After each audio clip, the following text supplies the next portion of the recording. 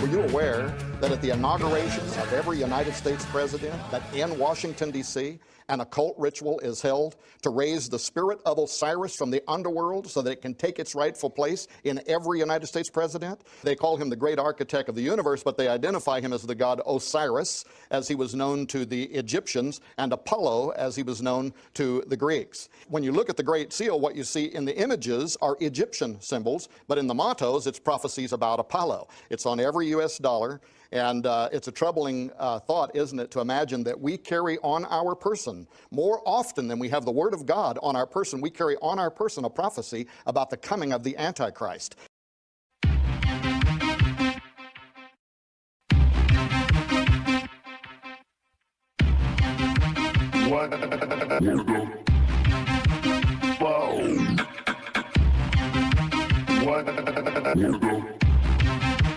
What the fuck?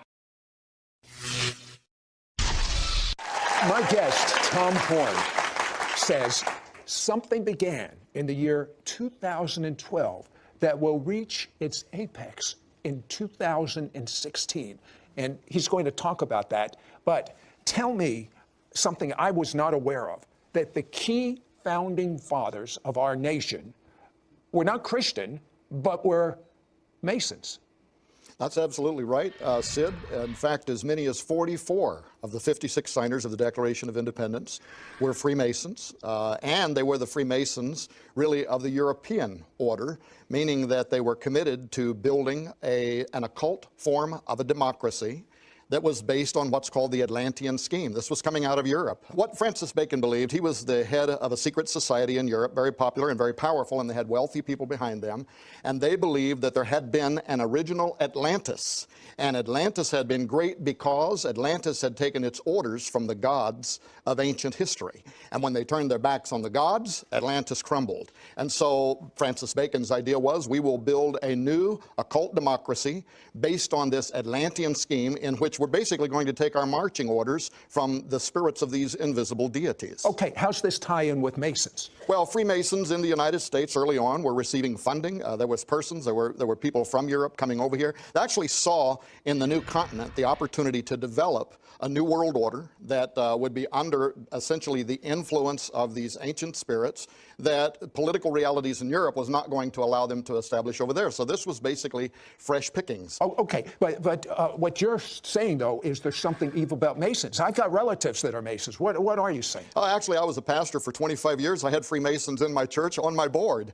So, but these were 32nd degree Freemasons who, they were part of a fraternity, and they didn't get into any of that other hocus pocus and occultism and whatever that was going on early on. However, said, when you get past the 32nd degree, when you go to 33rd degree Freemasonry, it becomes something entirely different. Okay, what if someone was a 33rd degree Mason, what would they know that the others don't? Well, for instance, I had a state senator ask me basically, he said, were you aware that at the inauguration of every United States president, that in Washington, D.C., an occult ritual is held to raise the spirit of Osiris from the underworld so that it can take its rightful place in every United States president? That absolutely blew me away. Yeah, I thought, this is within Masons? That's within Masons. As a matter of fact, I went there to verify it myself. I took my wife, Nita, with me, but I wanted to know if that was a fact, because if that's true, that's an astonishing idea that an occult ritual such as that would be held only just a little way on 16th Street in Washington, D.C. Who is the God? Who's the God of Masons? Well, the God of the Freemasons, according to their own experts, Albert Pike, Mackey, the others,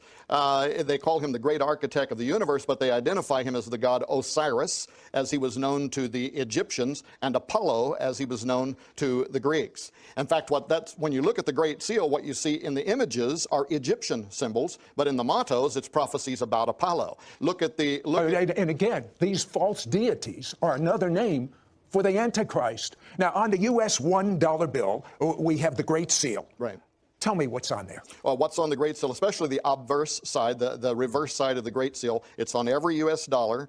And it's a troubling thought, isn't it, to imagine that we carry on our person, more often than we have the Word of God on our person, we carry on our person a prophecy about the coming of the Antichrist. Now, you have the symbol that is Egyptian, you have the mottos that are in Latin. The Annuet Coeptus is a Latin motto referring to the return of the god Jupiter, who will in the future take his rightful re-enthronement over the cosmos, and his son, Apollo, is in the Novus Ordo Seclorum. That is a prophecy from the Cumae Sibyl. The most powerful of all of the Apollinian priestesses gave the prophecy from which Novus Ordo Seclorum is taken, in which she predicted that at the end of time, Apollo will return to reign upon the earth once again at the dawn of a new golden age. Or the Antichrist. Who put that on the seal? Who put it? And the reason I say the Antichrist is because in more than one place in the New Testament, it actually identifies the spirit by name that will fill the Antichrist. Paul says in 2 Thessalonians 2:3, he will be the son of perdition. This is the Greek word apoleia, Apollo, Apollyon. In Revelation 17:8, the beast shall rise up out of the bottomless pit and enter into perdition, Apoleia, Apollyon, Apollo. In fact, in Greek literature, the god Apollo was known as both Apollyon and Apollo. Who put that on the U.S. dollar? Who put it on our seal? Well, it happened over a period of time. There was a man by the name of Thompson who was commissioned by the Freemasons to design the Great Seal. No, but who authorized it? Who put it on there? Oh, well, who put it on the $1 bill? Yeah. This was Franklin Roosevelt. And Franklin Roosevelt. Right. Does science have the technology today to take the DNA of these false deities that are being prayed for within Masons to come to Earth for a utopia who will be the Antichrist? Can they take the DNA from these false gods and put it in someone today and resurrect the Antichrist? We have the technology to mix species, perhaps mix a human with an animal. Transhumanism. Explain this. Well, that's absolutely right. In fact, we're doing it in laboratories around the world. When most people today hear about the stem cell sciences, they don't realize that a great deal of that is talking about the creation of a part human, part animal embryo that then can be used for experimental purposes. Now, transhumanism itself is the idea that we're going to use that kind of science and other kinds of science to create a new form of mankind. Why do we want to create a new form of mankind? Well, of course, you know, if you talk to the transhumanists, they're utopians. They believe we can live forever. We can have immortal life without the bother of having to ask Jesus to give it to us. We can upload our brains. We can live forever inside artificial intelligence systems. There's a great deal that the transhumanist community believes, but when it comes to genetics, when it comes to kind of repeating what happened in the days of Noah, where these fallen angels corrupted bloodlines, they believe that we can improve our species, open new modes of perception by blending ourselves with animals. We might even be able to see into the supernatural realm. Okay, and among the transhumanists, they aspire to do that. Who is DARPA and what are they doing?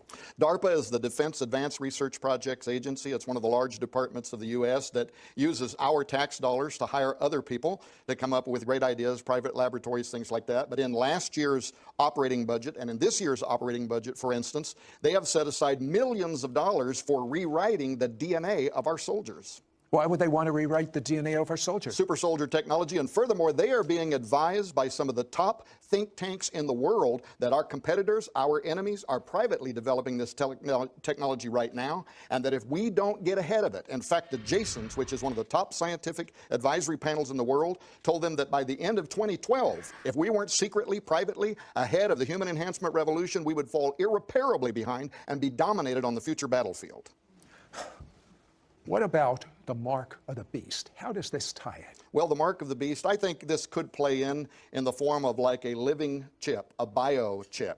We are doing experiments right now with chips that can deliver medicines into your systems, but some of these could be designed to actually carry payloads, to carry vectors, as they're called, to work almost like a virus that could introduce a new genetic code to rewrite your genetic makeup. And some people believe that perhaps that's how the mark of the beast will alter humans so that they're no longer redeemable by literally going through their system and rewriting their genetic makeup.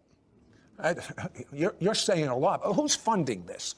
Well, you are. No, not me. As a matter of fact, well, because there are departments in the U.S. government, like the National Institute of Health. That's the largest one in the U.S. that doles out your money for health-related science and research. And right now, they are giving grants to universities that are actually developing the legalese, the language that will be used for extending, for instance, constitutional rights to human non-humans, to humans of the future whose genetic material has been altered sufficiently enough to no longer even be considered to be human.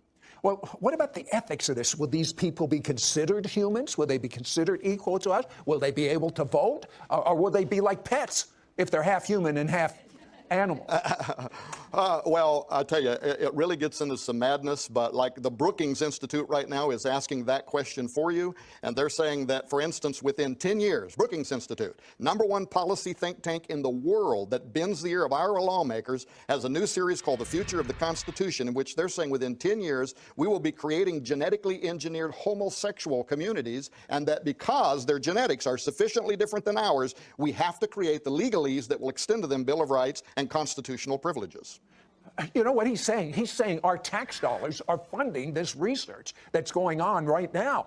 Well, wait till you find out that the Masonic plan is within the Washington Monument, the Capitol, the Vatican, and there's symbols and signs that allow spiritually this evil to flood in. Of course, they disguise it as good. Where'd that come from?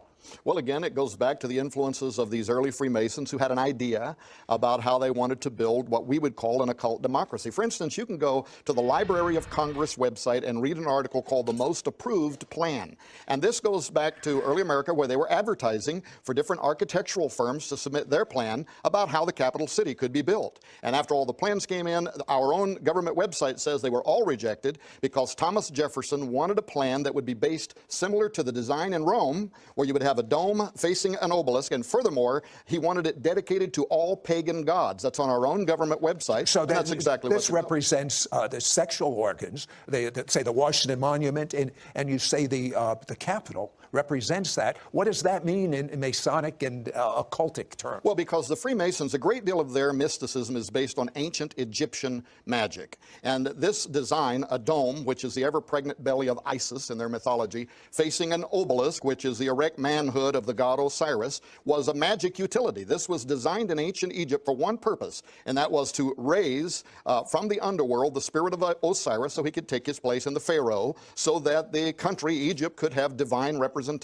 in their king. Well, that's exactly the template you have laid out in Washington, D.C. It's exactly the template you have at the Vatican. Why is it the same things in the Vatican? Same thing at the Vatican, where you have a dome facing an obelisk. As a matter of fact, the obelisk in St. Peter's Square was removed from the ancient city of Heliopolis, where it was built and dedicated to the god Osiris. And when they took it to the Vatican, and when Pope Sixtus had it put in the middle of the square there, he actually performed an exorcism on it, trying to expel the demon of Osiris from the obelisk. And again, this Osiris is the same, it's a code for Antichrist of the New Covenant.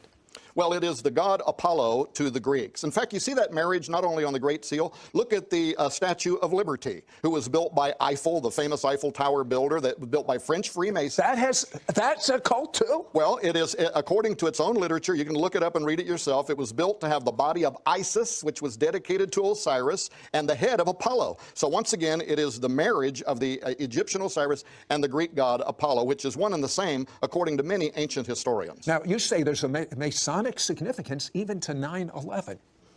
Well, we believe there is. And without getting bogged down, President George W. Bush, January 20th, 2001, he steps up, he gives his inaugural, and twice he refers to the angel that rides in the whirlwind and directs this storm. Where'd that term come from? That is a Freemason. Well, first of all, it's an occultic term. It refers to Metatron. There's various names for the angel in the whirlwind. But for years, in fact, for at least a decade before 9/11, occultists said that when it came time to initiate the New World Order, the code word would be the angel in the whirlwind. And if you go in, where I have been, into the House of the Temple, the headquarters of the 33rd degree Freemasons, they have a dedicatory in there to George W. Bush for donating more than $1 million to help propagate Freemasonry in the United States. Yeah, and I voted for him, so I'm not picking on him. Well, you know, this is a very pervasive thing. This isn't just some random speculation. Now, why do you say the years 212 to 216, something very significant involving the Antichrist will occur? Why do you say that? Well, first of all, I got on that because there is a 500-year-old Mayan prophecy that said that in the colonial count 1776, there would be a 13-step countdown ending in the year 2012. And when you read the prophecy, it is literally 300 years earlier describing the Great Seal of the United States. We have 1776, 13 steps over which is hovering the all-seeing eye, which is a prophecy of the return of that God starting in 2012 through 2016. But also many other ancient cultures, ancient Jews, Hindus, the Hindu and their Kali Yuga calendar, even, Sid, even turn of the century Protestant reformers like old sinners in the hands of an angry God, Jonathan Edwards, wrote in his letters, which are preserved in university, that he believed the Antichrist would appear between the years 2012 and 2016. We found that redundancy over and over, and the question became, what was motivating these people? By what inspiration were people for both hundreds of years and thousands of years persuaded that the end would begin in the year 2012 through the year 2016? Why did they believe that? What do you believe? Well, I believe when I look around the world today, two things are going to happen. One, we definitely could see the emergence of the man of sin anytime now, and that also leads me to believe that we could have one of the greatest revivals in the history of humanity at any moment. I'm looking forward to that. What was one of the most amazing things, briefly, that you found? Well, one of the most amazing things had to be that a Chilam Balam, a Mayan prophet, 300 years ahead of time. But you know what was cool about it? Because this guy converted to Christianity as a result of the... but I thought the Mayans missed it in their... Oh, the Spanish came in and they brought with them the gospel. And this was university level work that was done when interpreting these ancient prophecies at the university level. They found that this guy had given his life to the Lord. So now it put a brand new twist on how and why would he be talking about the colonial count 1776 and basically describing the Great Seal of the United States.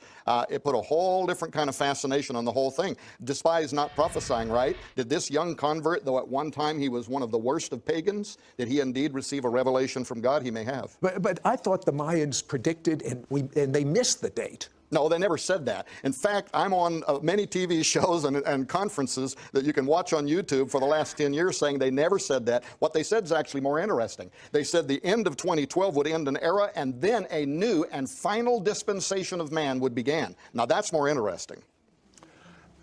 Here's the question I pose to you, and I pose to you. If you have to have some special DNA put into you so you'll live much longer, so you won't get cancer and dread diseases, and that's the mark of the beast, will you accept it?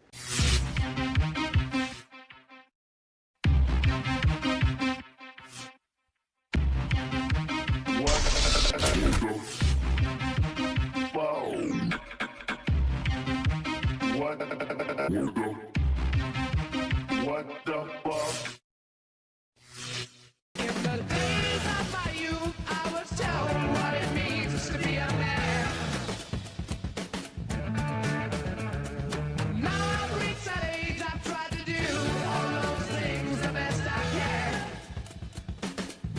Were you aware that at the inauguration of every United States president, that in Washington, D.C., an occult ritual is held to raise the spirit of Osiris from the underworld so that it can take its rightful place in every United States president? They call him the great architect of the universe, but they identify him as the god Osiris, as he was known to the Egyptians, and Apollo, as he was known to the Greeks. When you look at the Great Seal, what you see in the images are Egyptian symbols, but in the mottos, it's prophecies about Apollo. It's on every U.S. dollar. And it's a troubling thought, isn't it, to imagine that we carry on our person, more often than we have the Word of God on our person, we carry on our person a prophecy about the coming of the Antichrist.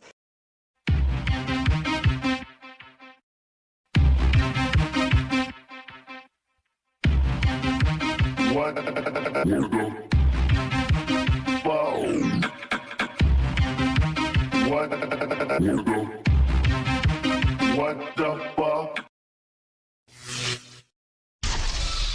My guest, Tom Horn, says something began in the year 2012 that will reach its apex in 2016.